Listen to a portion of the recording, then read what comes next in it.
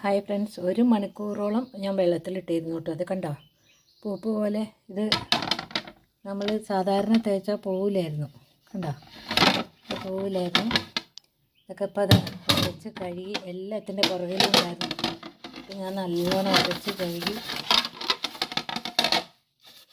ഇപ്പോൾ എല്ലാം നല്ലോണം പോയിട്ടോ.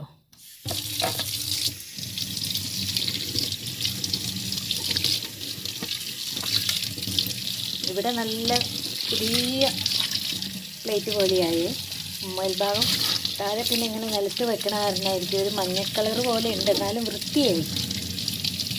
എന്നാലും ആ കറുപ്പ് കരിമ്പം കുത്തിയ പോലെയുള്ളൊക്കെ പാടൊക്കെ പോയി.